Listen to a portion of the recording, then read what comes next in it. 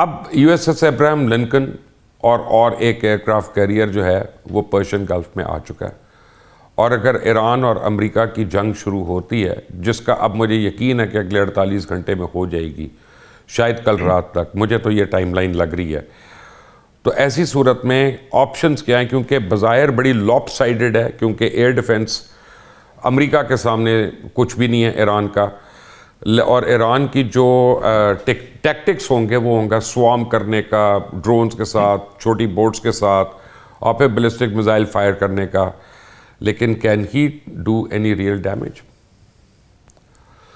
بہت شکریہ مشتبہ، آپ نے انوائٹ کیا. دیکھیے یہ بہت آبویس ہوتا جا رہا ہے دن بدن کہ امریکن کے پاس time is running out. Time اس لیے رننگ آؤٹ ہے کہ اگر وہ جس طرح سے انہوں نے تقریباً 1.25 مہینے پہلے یا 1.5 مہینے پہلے ہائپ کریٹ کی تھی کہ ہم ڈپلوائے کر رہے ہیں، ایسٹس آ رہے ہیں، 8,500 کلومیٹر دور سے انہوں نے Abraham Lincoln south of Japan سے ڈپلوائے کیا، اور وہ تقریباً 8 دنوں میں یہاں ڈپلوائے کر دیا، لگتا تھا اسی دن اٹیک ہو جائے گا. پھر انہوں نے جراڈ فورڈ کو، جس نے وینزویلا کو گھیرا ہوا تھا، اس کو وہاں سے ان ہک کیا اور اس کو روانہ کر دیا.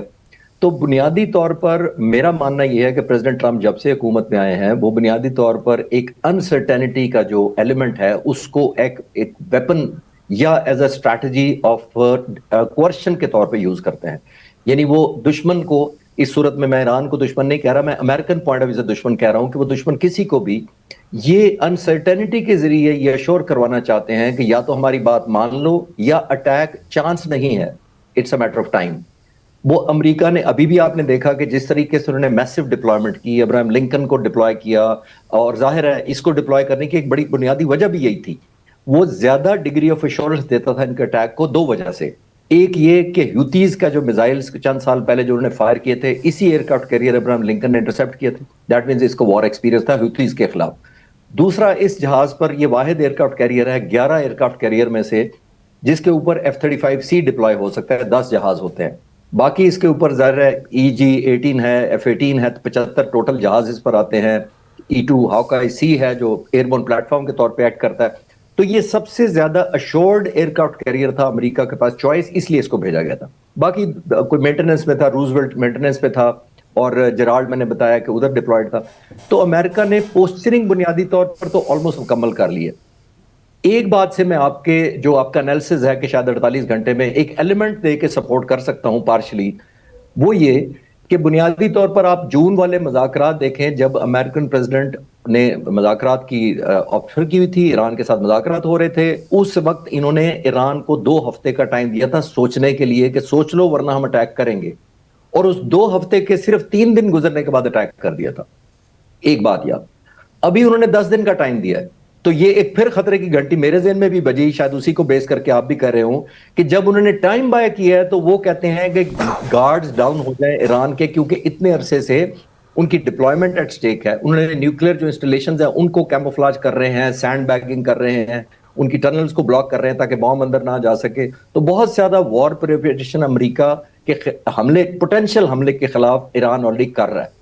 لیکن آپ ایگری کریں گے کہ جب آپ میسو ایگزاشن کرتے ہیں اس طرح کی، یا تھکاوٹ ہو جاتی ہے، تو دس از دا بیسٹ ٹائم جب کوئی آپ پر حملہ کر دے. تو امریکہ نے ایک طرف سے تو ان کو تیاری مکمل کی ہے، ان کو 1.5 مہینہ ایگزاسٹ کیا ہے، اور پھر 10 دن کا ٹائم لائن دے دیا تاکہ اور ریلیکسیشن ہو جائے.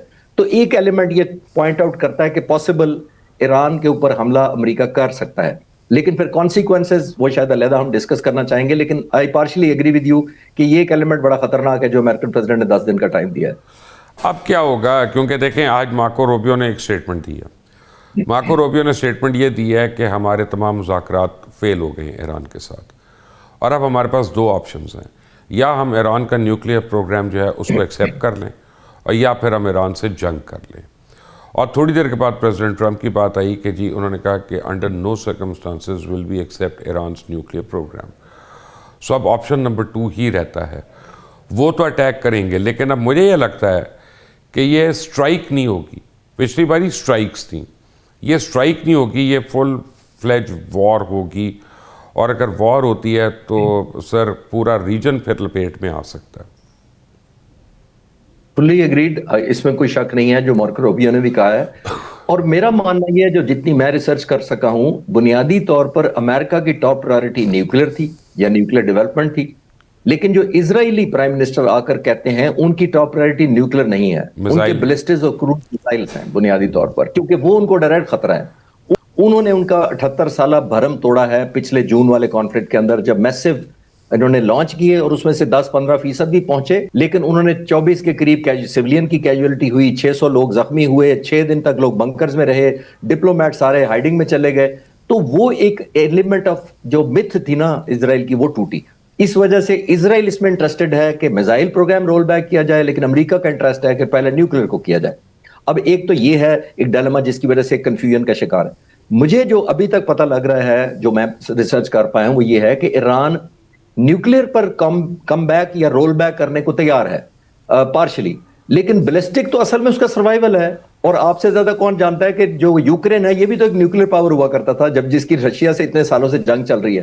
تو پھر اس سے ویپنز لے لیے گئے نیوکلیر یوکرین سے, یہ کہہ کر کہ ہم جو ہیں تمہارا دفاع کرنے کے لیے. تو پھر کس نے دفاع کیا؟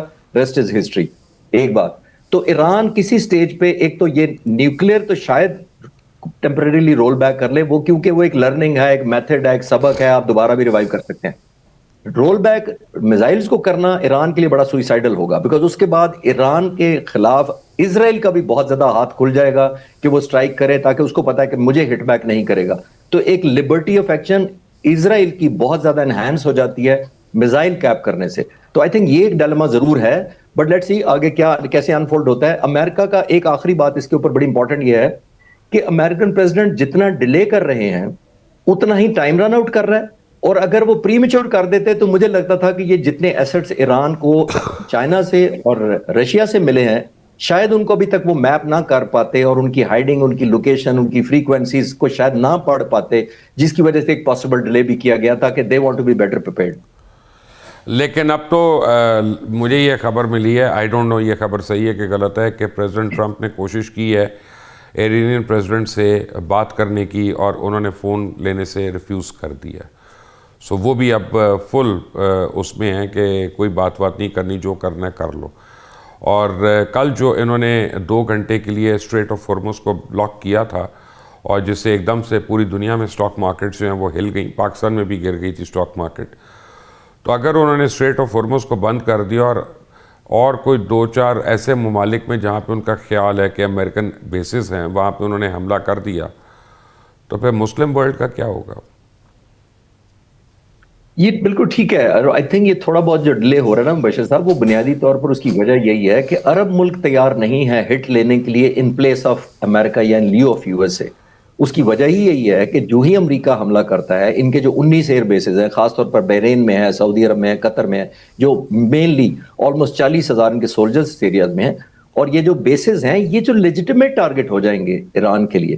ایران یہ سمجھے گا کہ کیونکہ یہیں سے میرے پر حملہ آور ہوا ہے, اور ابھی میں کنفرم کر سکتا ہوں تقریباً ان کے جو ٹرانسپورٹ جہازوں نے تقریباً 150 سارٹیز اڑی ہیں, اور یورپ میں اسلحہ اور دوسری چیزیں پہنچائی ہیں یورپ میں ڈپلائمنٹ کے لیے.